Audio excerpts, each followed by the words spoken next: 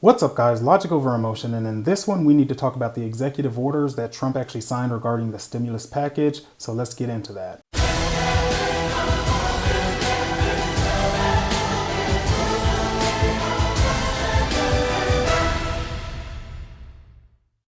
Before we begin this video, I'd like to take 2 seconds to remind you guys to comment on this video, like this video, and if you're not a normal viewer here at Logic Over Emotion, consider hitting that subscriber button. We would love to have you as part of the channel, and hit that notification bell so you're notified anytime I release a video. Okay, let's get into the content. Okay, so Trump signed 4 orders, and I would like to go through them right quick and start there before we bother talking about the rest of it. I actually have it written down here so that I make sure to get it to you correctly, so I'm going to just quickly read that off. So he signed a $400 weekly unemployment benefit to replace a $600 weekly benefit Americans were receiving under the expired CARES Act. Number 2, he extended the moratorium on evictions. As we know right now, the courts can't actually evict people. They're able to actually process those evictions. Number 3, assisting with student loan deferral of monthly payments and interest through the end of the year. And 4, deferring payroll tax payments starting August 1st retroactively through December for people who earn less than $100,000 a year. Okay, so let's start with the elephant in the room first and foremost. Now, Trump is looking to use the leftover FEMA funds to actually fund this. And so there's some legal issues there. We really won't get deep into that, but just know there can be some legal issues. I may do something a little more specific in regards to that, but I don't think it's going to become a big deal, so we're not going to worry about that.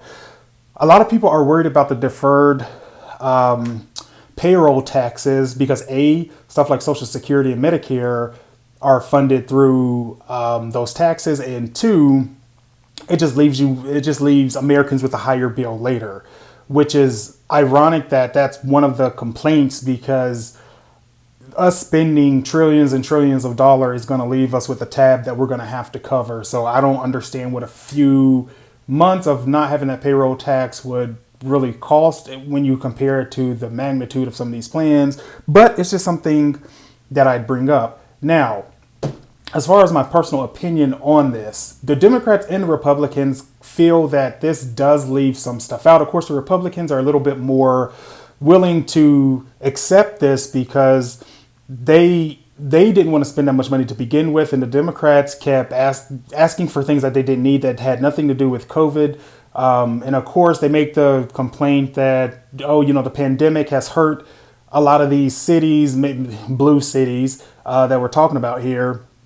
As far as getting this additional funding, they wanted $500 billion funding to shore up some of these budgets. And I'm against that. Trump's against that. And the reason being is because it wasn't the pandemic that destroyed these local economies. It was the fact that there's bad policy from Democratic officials in these areas, and that they were doing poorly before all of this ever happened.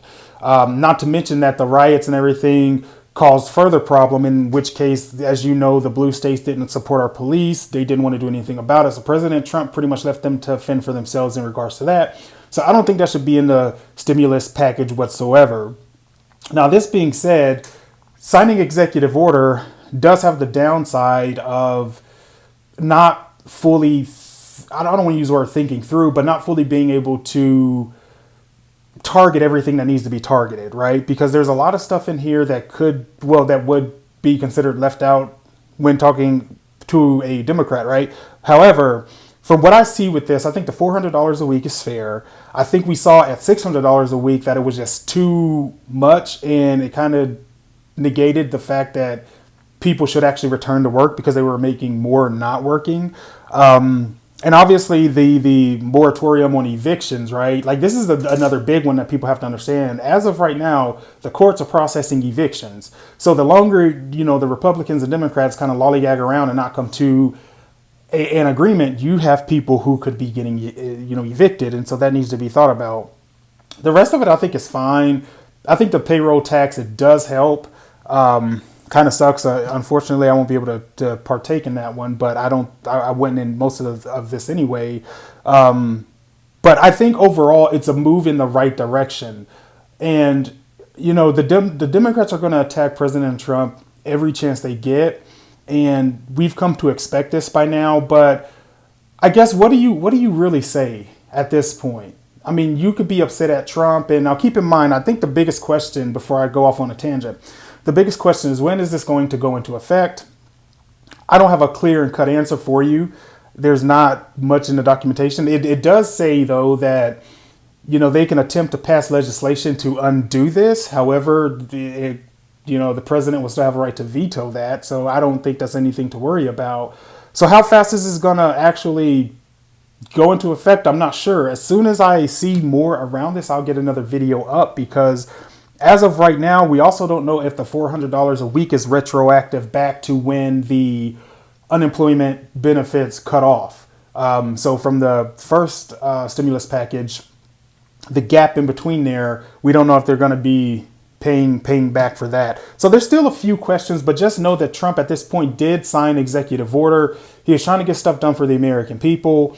And I think that, honestly, I'm kind of leaning both ways on this, right? Because you don't want to rush something like this and it not be done well. And at the same time, it annoys me that it hasn't happened yet because the Democrats can't focus on COVID. They're focused on everything else. Okay, focus on the problems we need at hand and stop trying to squeeze in all this money to places that don't need it. And then, you know, they want to attack Republicans and Donald Trump for not doing. Look, people aren't stupid. They're seeing through what you're doing, and you continue to act stupid, and Trump has to come in and save the day. You're making his reelection pitch extremely easy. So just, you know, think about that. But anyway, that's just a small little update on what's going on with the stimulus package. As soon as I get more information on when this thing is actually going to drop and actually start going out to American citizens, I will definitely do a video, let you guys know. Let me know in the comments down below. Do you think that Trump is correct for utilizing executive powers to get this done? Do you think he should have given the Democrats and Republicans more time, considering they knew about the July 31st expiration date for months? They knew from the time they put the first stimulus plan in place. So I'm kind of leaning toward that Trump needed to do something, but that's just me. You guys let me know in the comments section below. Going to go ahead and cut this one. As always, remember to comment on this video, like this video.